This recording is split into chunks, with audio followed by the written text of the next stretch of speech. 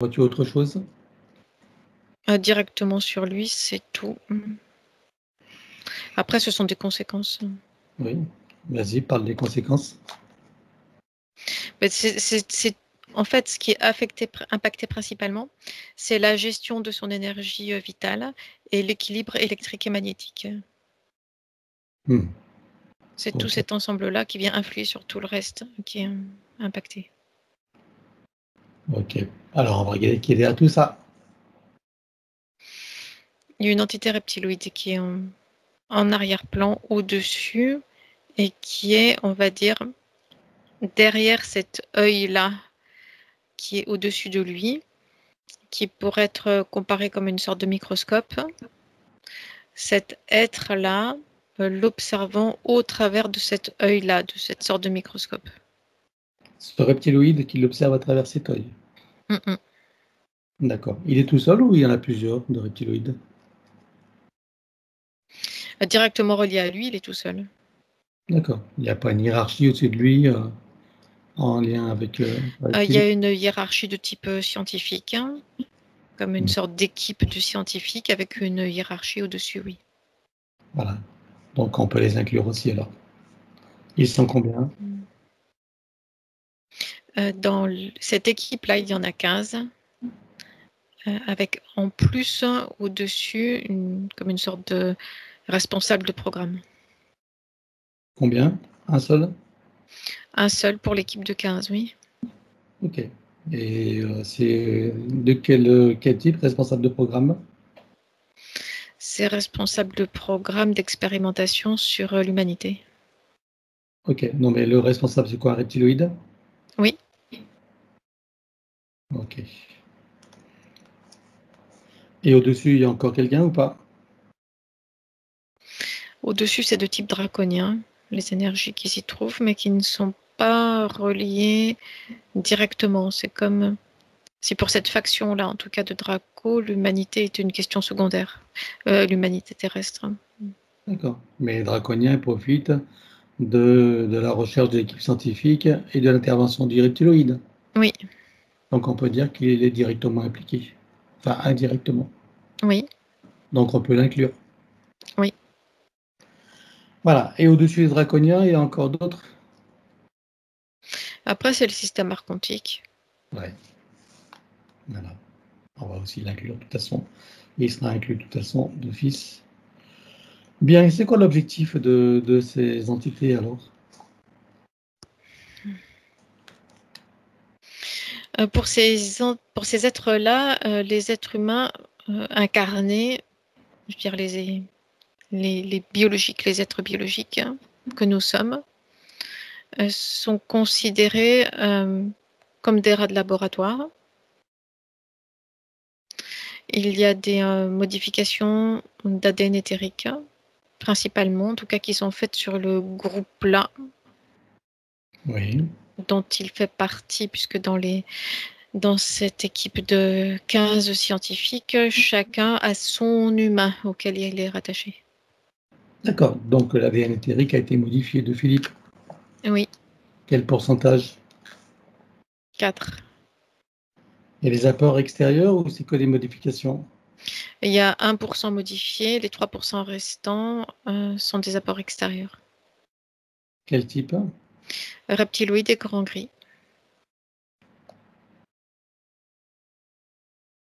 Ok. Ça lui cause quel problème, ça? Ça intervient à tous les niveaux. Ça vient abaisser le taux de vitalité et de régulation automatique du corps physique. Et ça vient apporter des difficultés d'être là dans l'incarnation. Ça vient apporter des vulnérabilités psychiques, émotionnelles et mentales.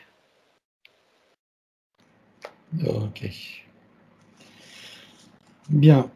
Et donc, en ce qui concerne Philippe, exactement quoi? Mais c'est quoi leurs objectifs? Qu'est-ce qu'ils cherchent à faire alors? À créer d'autres souches d'humanité différentes. Oui. Qui aurait quelles caractéristiques? Ça dépend des programmes. Oui.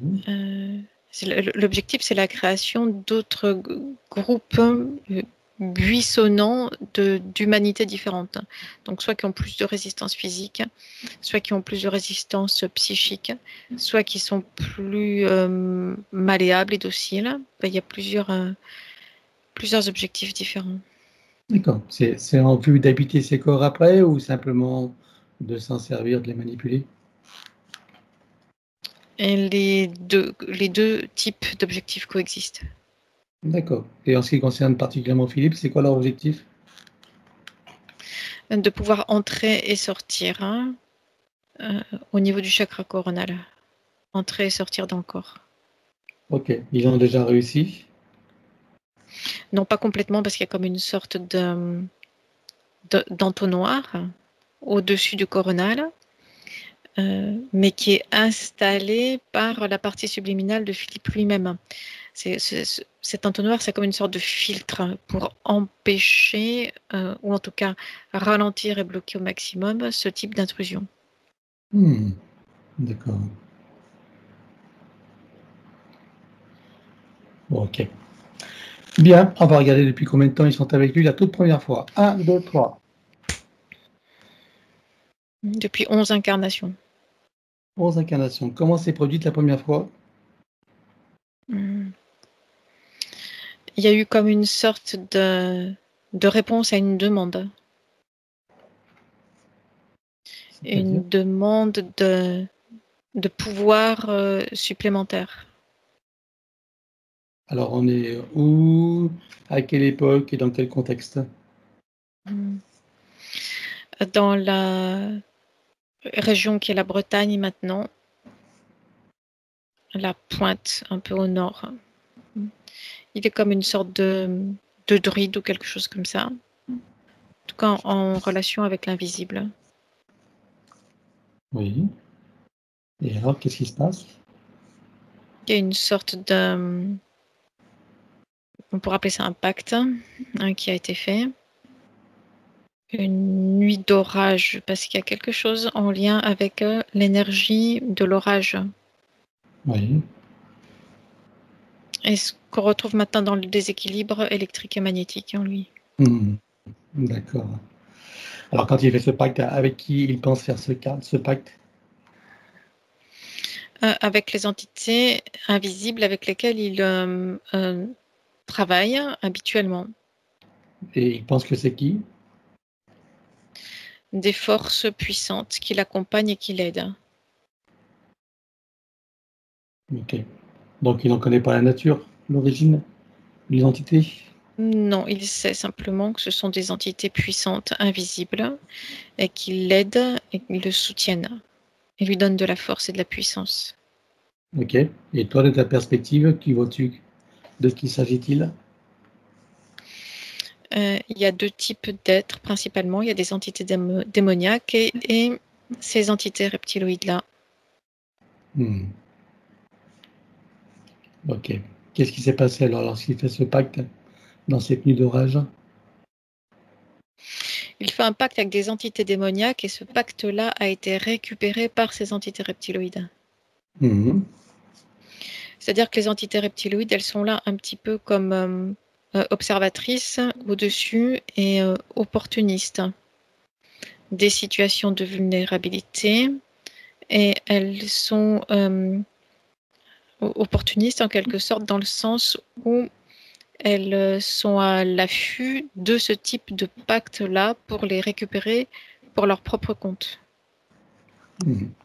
C'est-à-dire que lui pense faire un pacte avec un type d'entité, avec donc lesquelles il a en quelque sorte l'habitude de travailler, mais au travers de ces entités est maîtrisé par ces êtres-là. Il y a ces êtres reptiloïdes qui sont en arrière-plan et qui sont les maîtres du jeu. Ok. On est à peu près à quelle époque là? C'est l'époque romaine. Oui. Je ne sais pas quelle époque c'est, parce que toutes les lignes de temps sont brouillées et décalées. Et en plus, ça se superpose. D'accord. Bon, c'est pas grave, c'est pas le plus important. Donc, il consiste à quoi ce pacte du coup? tout cas, il y a bien la présence romaine qui est là en arrière-plan.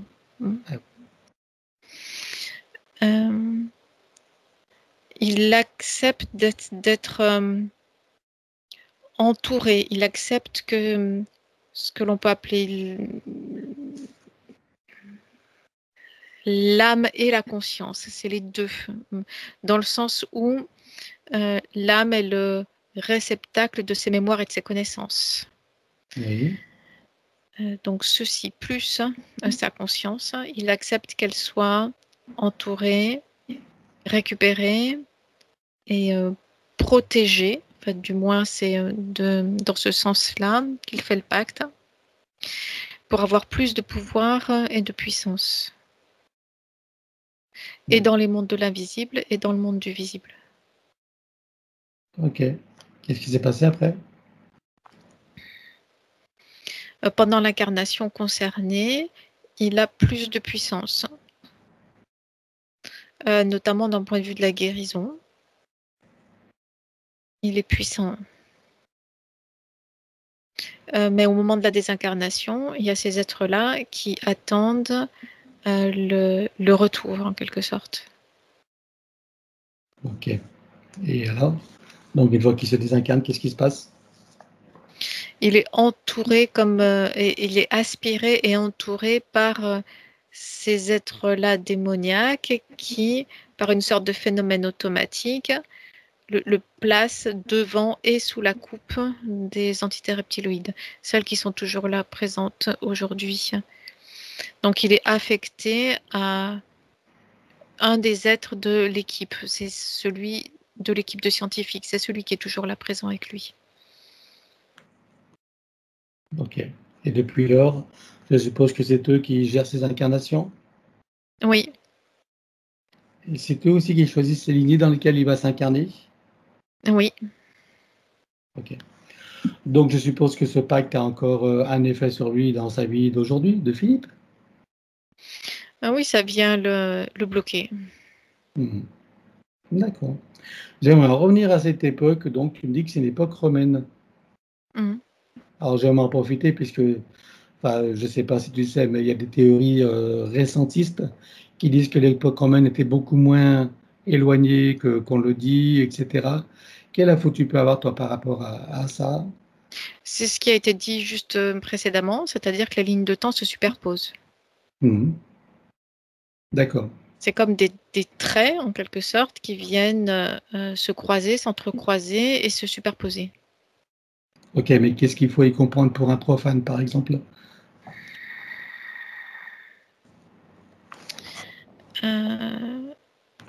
Je ne sais pas comment expliquer ça. Il n'y a pas de ligne. Le temps linéaire, en réalité, n'existe pas. Sur les plans supérieurs. Et il est simplement. C'est simplement une sensation, un ressenti qui est expérimenté par nos consciences incarnées et qui est arbitrairement imposé lors du formatage, là, dès la plus tendre enfance, au niveau scolaire. Bon, concrètement, si on part de notre époque ici maintenant et qu'on remonte d'un point de vue linéaire, hein, Mais justement, c'est ce que je suis en train jusqu'à d'expliquer. Ça l'époque n'existe romaine. pas. Ça n'existe pas. Le plan linéaire n'existe pas. D'accord. Alors, il pourrait très bien être dans notre futur, du coup. Oui. Mais qu'en est-il de ces constructions qui nous restent de l'époque romaine, gréco-romaine et autres? Elles coexistent avec nous. Et elles ont été construites à quelle époque, selon nous? Là, tu reviens sur un temps linéaire et le temps Oui. linéaire n'existe pas. D'accord. Bon, je ne vais pas creuser là-dessus parce que ça prendrait beaucoup trop de temps. Mais ok. Donc, c'est des lignes de temps qui se superposent et qui peuvent être de notre passé, notre présent et notre futur. Exact. C'est ce qu'il faut comprendre. Oui. Sauf que concrètement, on a quand même des monuments. Et cela, quand on veut les dater, comment on fait alors, du coup? Oui, parce que c'est sur une ligne de temps en particulier. Et oui, linéaire, puisqu'elle en parle sur la 3D. Si on veut partir sur la 3D, on est humain, on est en 3D, et sur la 3D, comment est-ce que tu calcules? Oui, mais cette 3D, ce temps linéaire en 3D n'est pas expérimenté de la même façon par chaque conscience. Donc, nous croyons tous expérimenter la même réalité, alors que ce n'est pas le cas. Donc, une datation qui va être de 3001 pour une conscience qui expérimente une réalité de données, ça ne va pas être la même chose, ça peut être 10 000 ans pour une autre conscience qui expérimente une autre ligne de réalité qui vient s'entrecroiser avec la première, avec des phases de croisement et des phases de parallélisme. D'accord. Donc, autrement dit, on vit dans un monde d'illusions, encore plus d'illusions qu'on le croit, alors, du coup. Oui. Hein? Bien, ok. Bon, ça ouvre une porte, hein, je dirais que ça l'enfonce, mais on va s'arrêter là parce que autrement, il y aurait beaucoup à faire. Donc, si on en revient ici et maintenant, donc tu me disais que c'est les reptiloïdes qui gèrent ces incarnations et qui choisissent les lignées dans lesquelles il va s'incarner. Oui. Quel type de lignée il choisit pour lui, pour l'y incarner? D'ailleurs, même partant de là, quand on parle des incarnations imposées par ces entités-là, elles ne sont pas linéaires non plus, les incarnations. Oui, passé, présent, futur, bien sûr. Ok.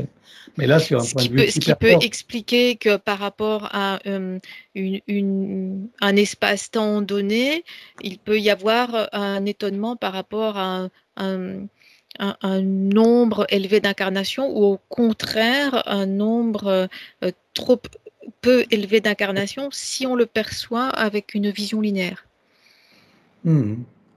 D'accord. Ok.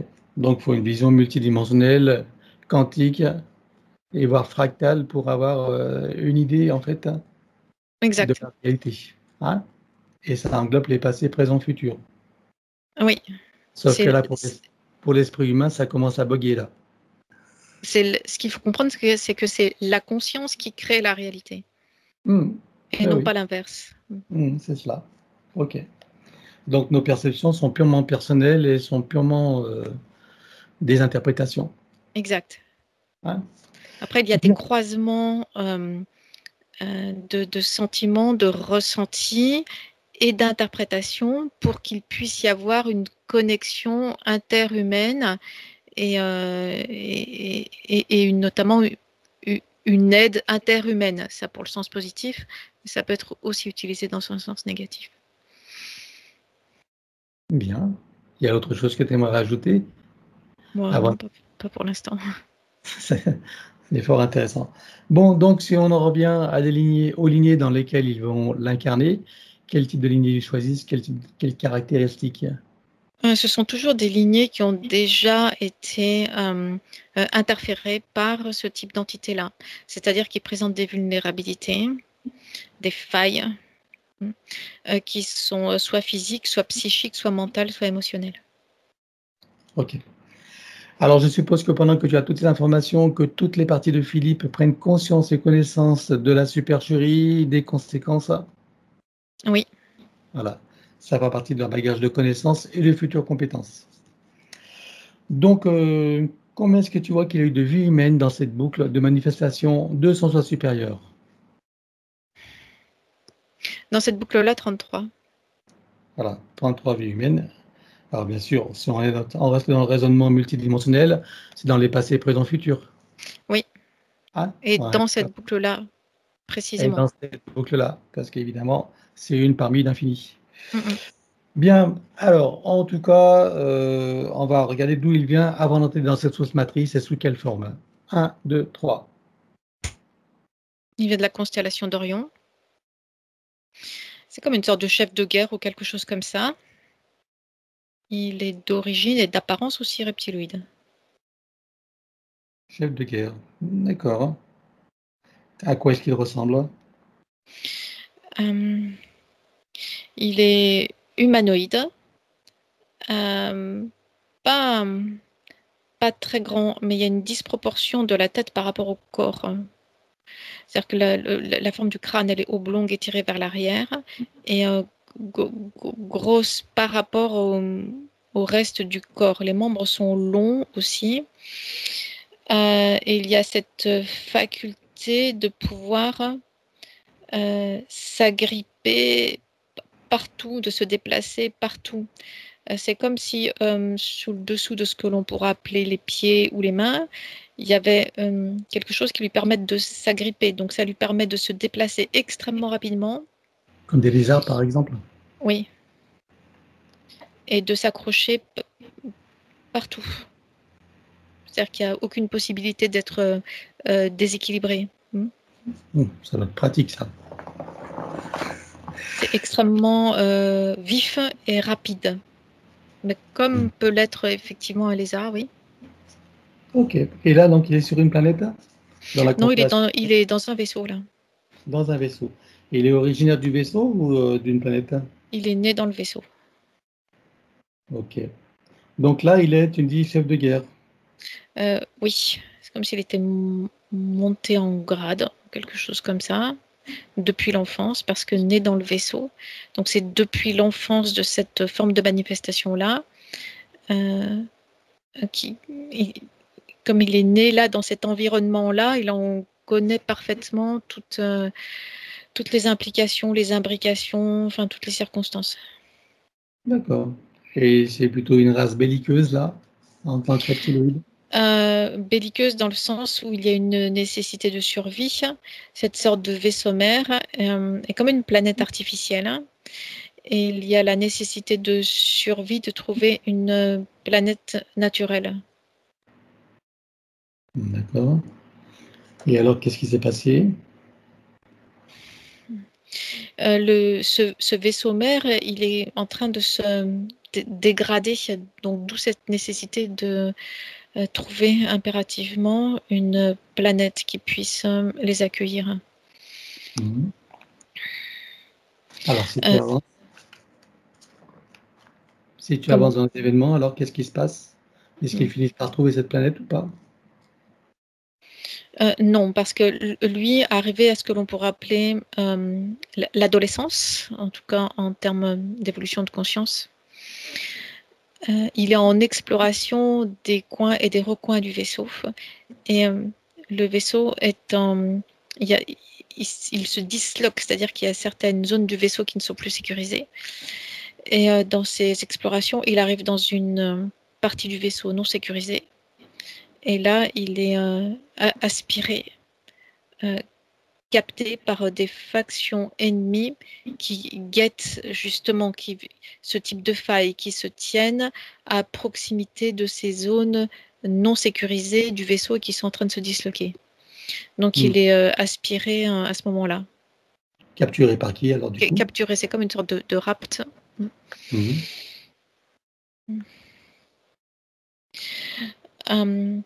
Ces êtres-là sont aussi reptiloïdes, mais pas de la même nature. Ils ne sont pas humanoïdes. Ils sont extrêmement belliqueux et violents.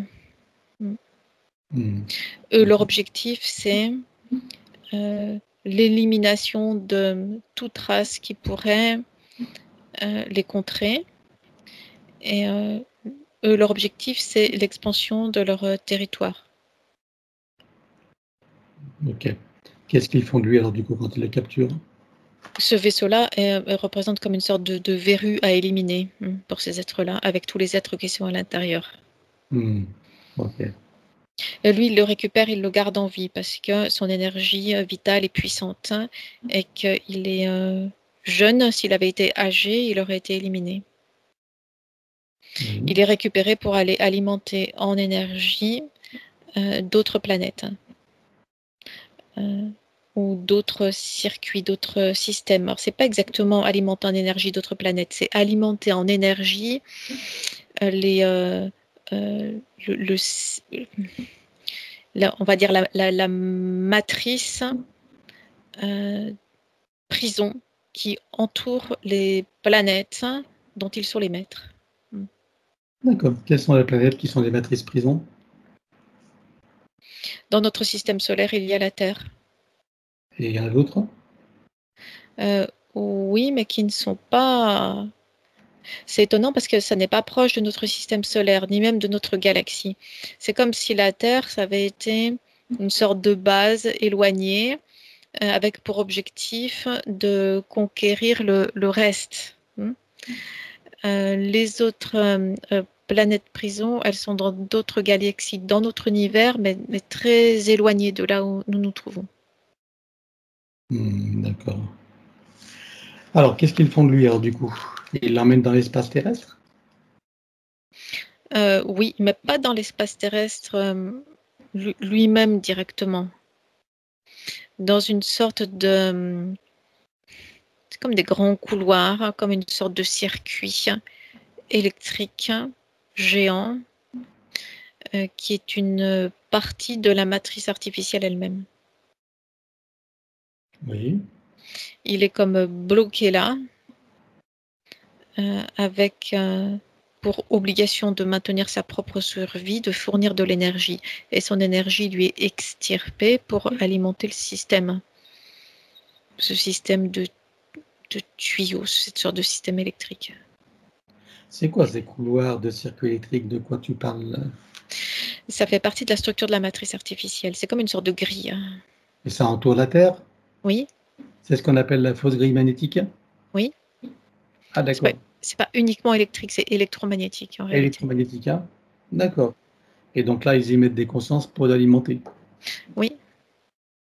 Très bien. Et ensuite, qu'est-ce qui se passe pour qu'il se retrouve incarné après sur Terre en tant qu'humain? Parce qu'il arrive à un moment où le taux de résistance est atteint, mais il n'y a pas usure jusqu'à la fin, c'est-à-dire qu'il récupère ces consciences-là avant épuisement total pour les envoyer dans une autre zone de la matrice artificielle pour régénération. Et cette régénération, dans le cycle de cette régénération, il y a aussi les cycles d'incarnation humaine. D'accord. Donc là, il va directement dans les incarnations humaines? Directement dans le sens où il ne passe pas par des formes animales, oui. Ok. Ni végétales, ni minérales. C'est la première vie humaine, il la met où alors?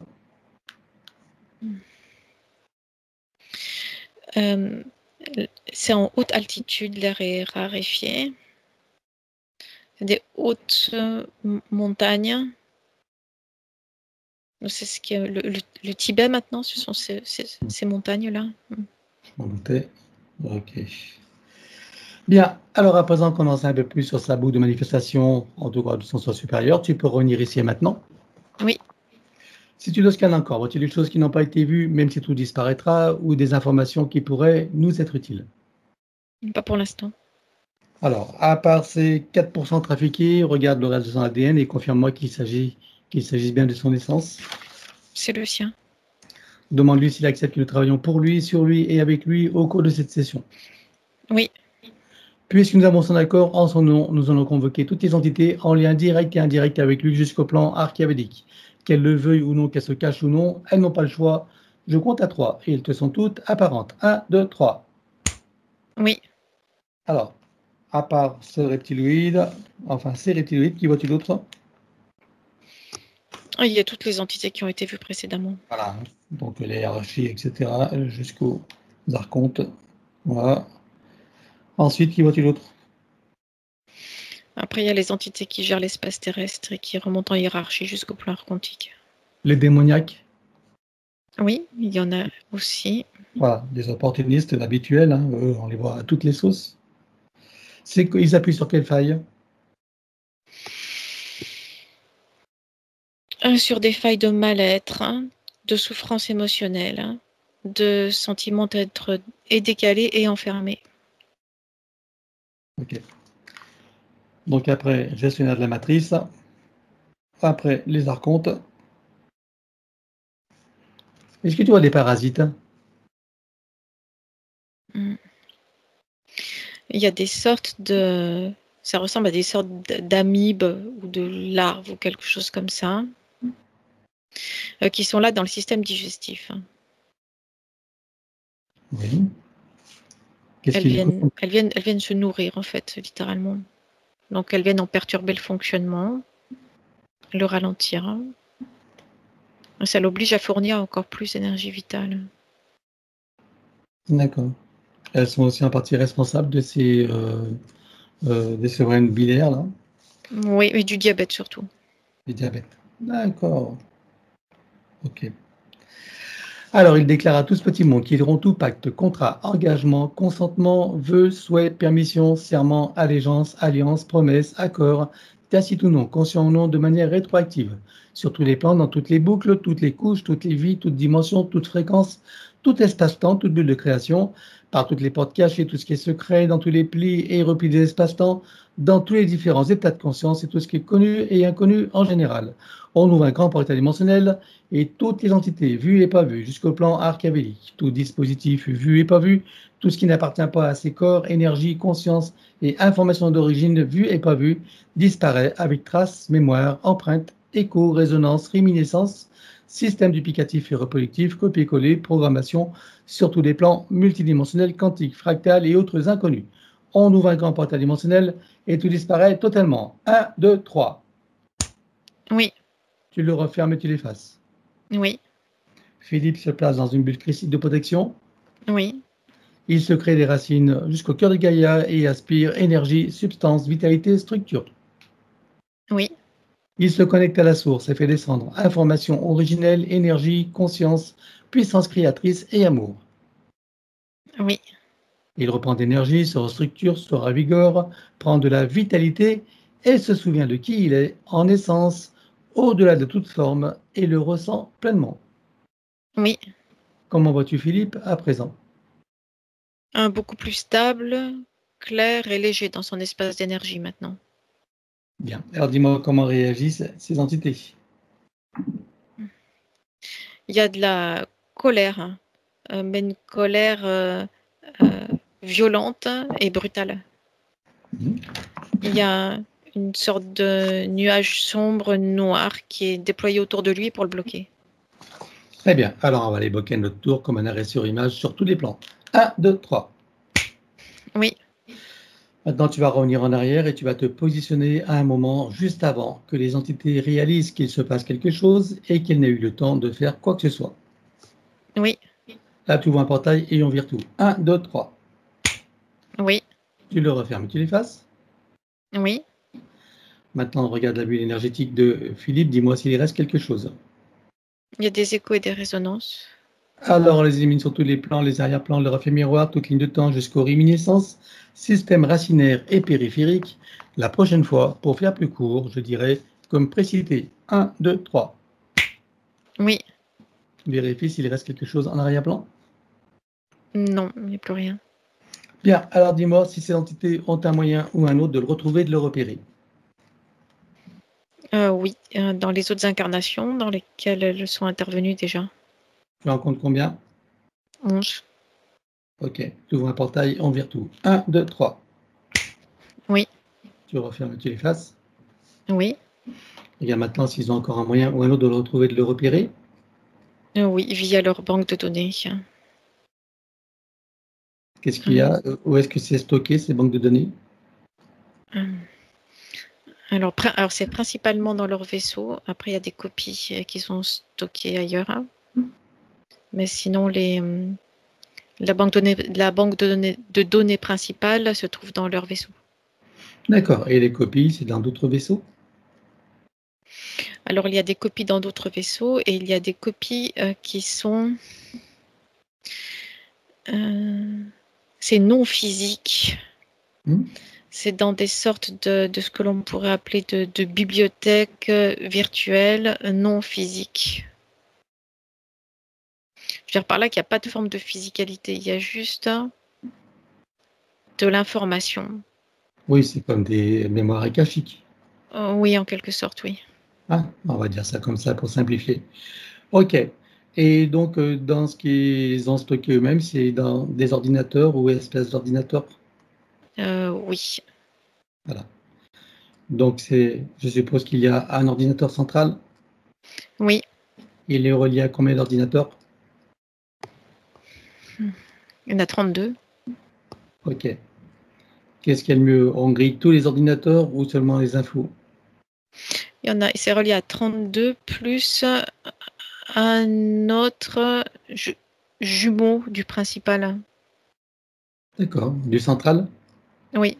Et le jumeau, il est situé où? Il est situé dans une base lunaire. Ok. Donc lui aussi contient les informations de Philippe. Oui. Très bien. Alors, qu'est-ce qu'on fait? On grille tous les ordis ou seulement les infos? Les informations qui le concernent.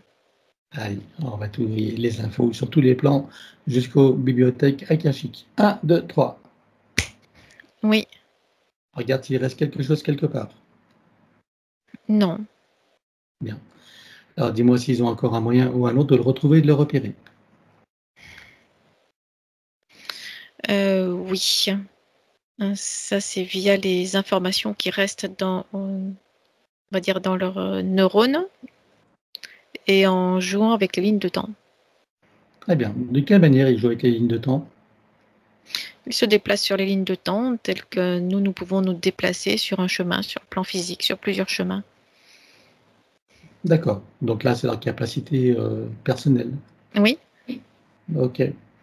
Donc, à part les circuits neuronaux, il y a d'autres moyens ou pas? Non. Alors, on va éliminer de leurs circuits neuronaux le souvenir, la mémoire de l'existence de Philippe sur tous les plans, tous les moyens de se souvenir de son existence, qu'ils soient biologiques ou qu'ils soient techniques. Donc, on élimine tout, technologique. 1, 2, 3, on élimine tout partout. Oui. Voilà. Regarde maintenant s'ils ont encore un moyen ou un autre de le retrouver et de le repérer. Non, plus maintenant. Est-ce que tu vois qu'ils ont encore un souvenir de lui ou un moyen de se rappeler de lui?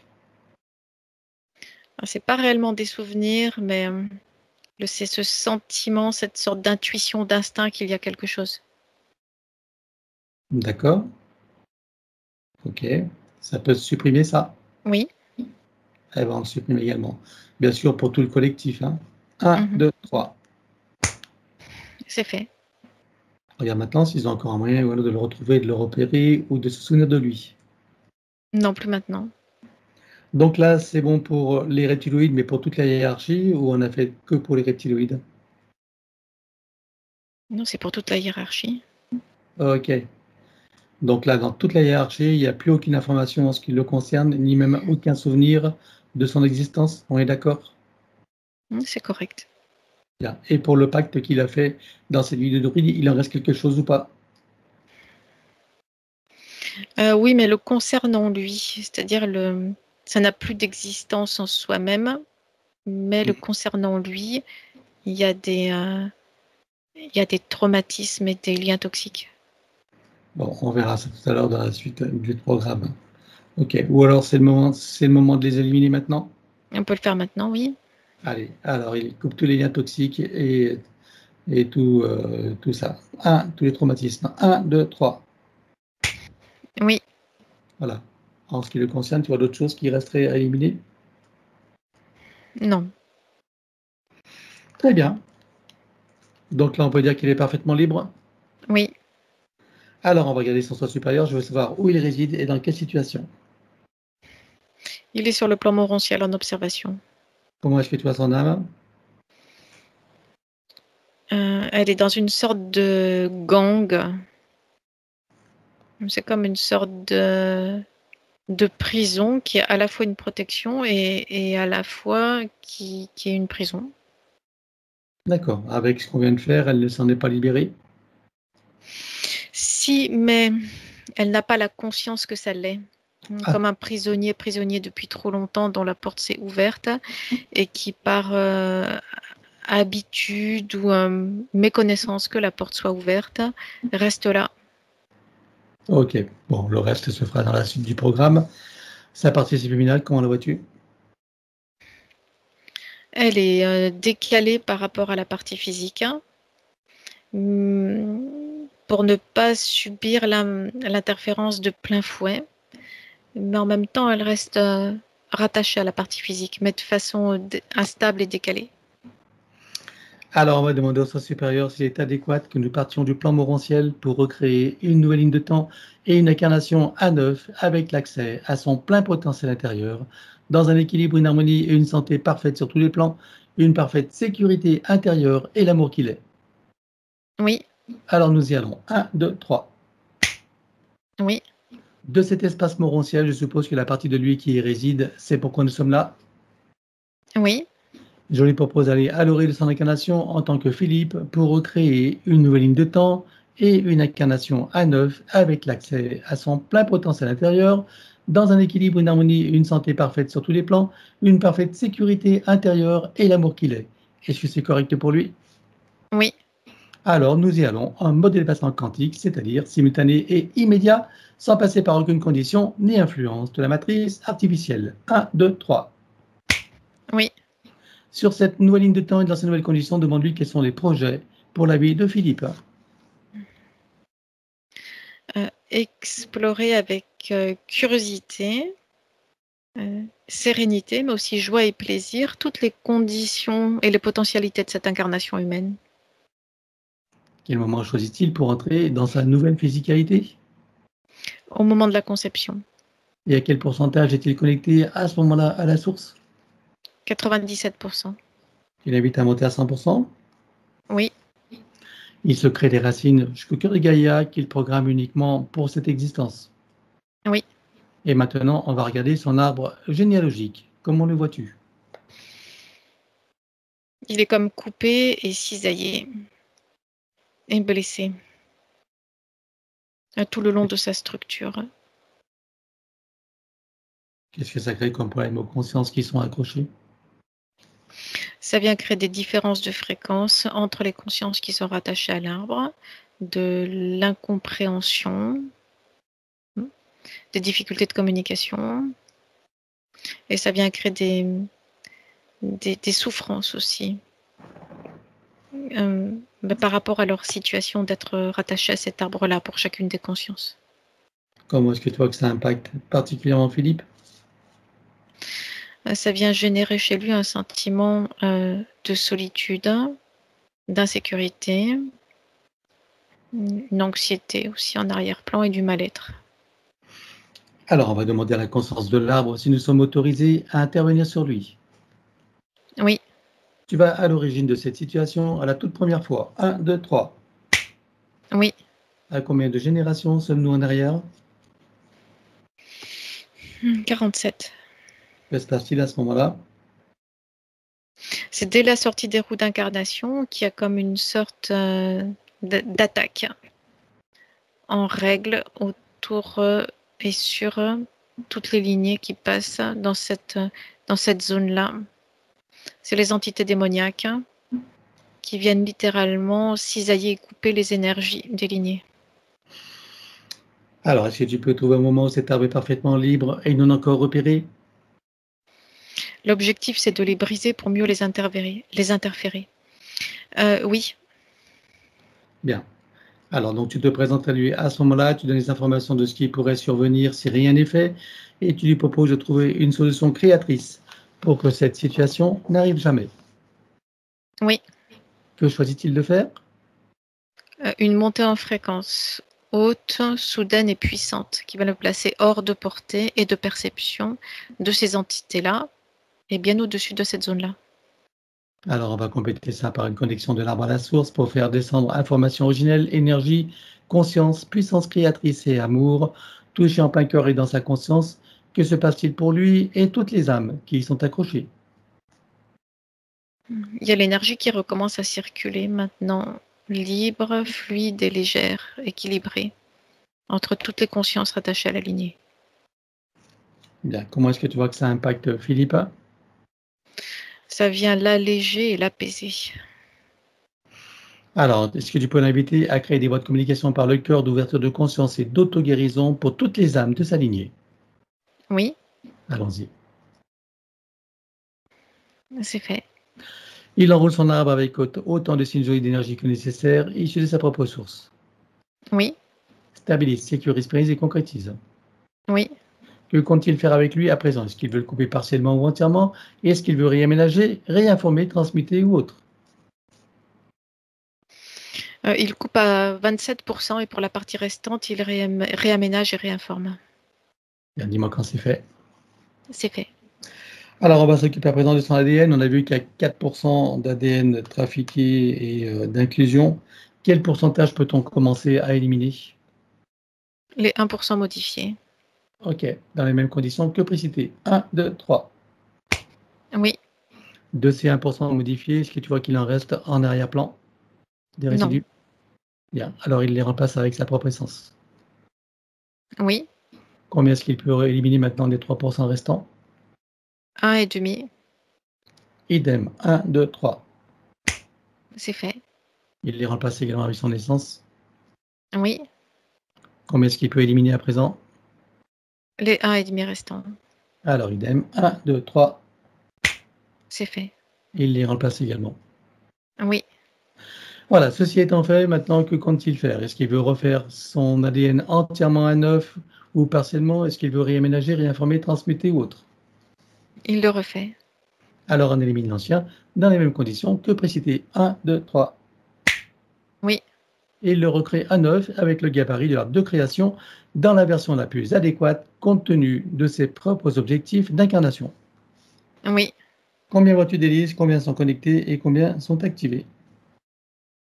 Il y en a 6 de connectés et 4 d'activés. Il peut activer les deux autres? Oui. Allons-y. C'est fait. Peut-il rajouter de nouveaux programmes? Oui. Allons-y également et dis-moi quelle différence ça fera pour lui. Ça vient renforcer, sécuriser sa base énergétique. C'est fait. Bien, à présent, nous allons procéder à l'élimination des codes matriciels limitants et ça, comme d'habitude, on va le faire en privé. Alors, l'élimination des codes matriciels limitants ayant été faite, j'aimerais que tu regardes si d'aventure il resterait des programmations archontiques ou de celles de l'intelligence artificielle. Non.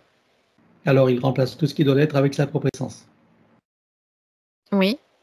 Il enroule son ADN avec autant de sinusoïdes d'énergie que nécessaire issus de sa propre source. Oui. Stabilise, sécurise, prise et concrétise. Oui. Il remonte sa ligne de temps juste avant sa naissance. Dis-moi à quel pourcentage est-il connecté à ce moment-là à la source? 79%.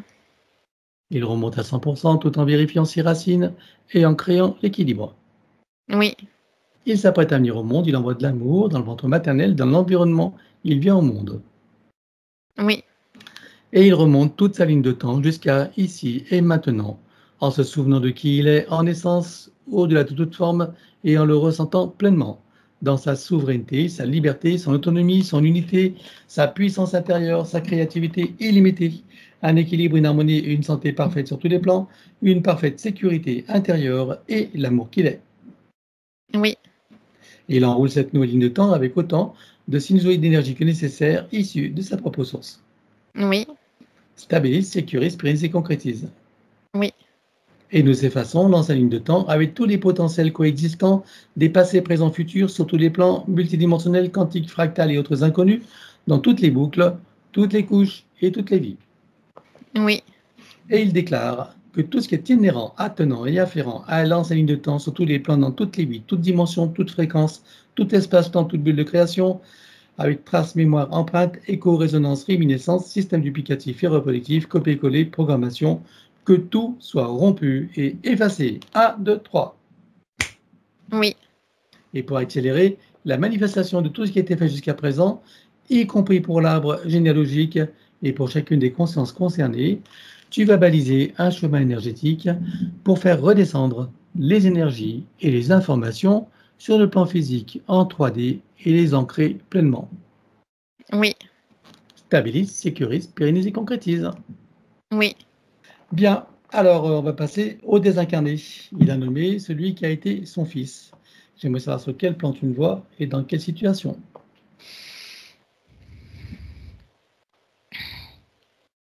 Il y a quelque chose de métallique, comme une sorte de caisson métallique autour de lui. C'est une sorte de zone. C'est entre le moyen et le bas astral. C'est comme une sorte de zone de stockage, quelque chose comme ça. Bien. Donc là, pour l'information, je précise qu'il est décédé quelques jours après, une quinzaine, je crois, après une injection hein, de vaxiculation dont on sait de quoi on parle. Et j'aimerais savoir si cette situation donc d'environnement métallique a à voir avec l'injection. Oui, c'est comme une sorte de captation d'aimant de conscience qui s'est mis en place là, au moment de la désincarnation. Ce qu'il a amené, attiré, placé dans cette zone-là. Quand tu parles d'aimant de conscience, c'est-à-dire que c'est dû aux substances qu'il y avait dans ce qui a été injecté? Oui, parce qu'il y a comme une déconstruction au niveau énergétique. Cette déconstruction énergétique génère un type de fréquence particulier qui est facilement aimanté par ce système-là d'aimantation qui attire dans cette zone-là où il se trouve maintenant. Ok. Et comment tu vois dans quel état d'esprit là dans cette zone? Dans une sorte de stase à moitié conscient. Ok. Et si on va jusqu'au bout du processus, si on n'intervenait pas, qu'est-ce qui se passe pour lui à terme? Il reste là dans cette zone de stockage. Soit il y a des morceaux de cette zone de stockage qui sont envoyés ailleurs, c'est-à-dire dans la structure de matrice artificielle d'autres planètes. Soit il est renvoyé dans les roues d'incarnation, mais conditionné différemment. C'est-à-dire bridé, en quelque sorte, dans sa connexion divine. Ok, donc là, on est au plein cœur des intentions, de ces injections, je vais y arriver. Oui, c'est le contrôle, en fait. Voilà. Hein. Ok. Et quand tu dis qu'ils sont envoyés donc dans ces autres zones ou autres planètes, qui est-ce qui les envoie là?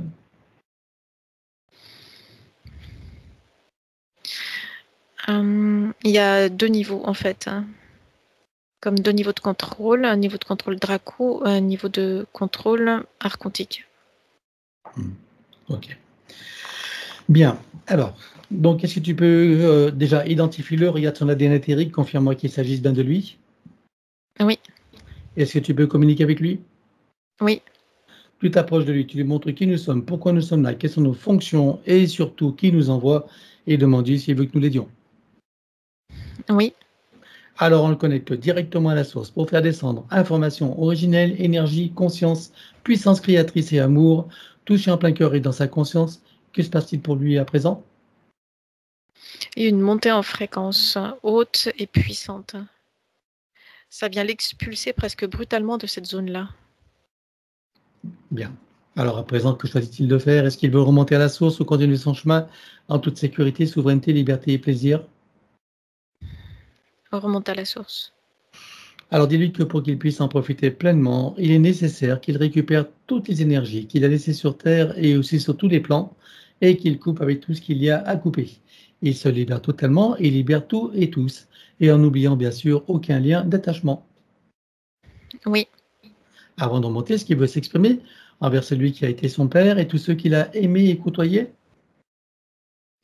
Il y a l'expression du soulagement, de la gratitude et du remerciement qui va vers celui qui a été son père.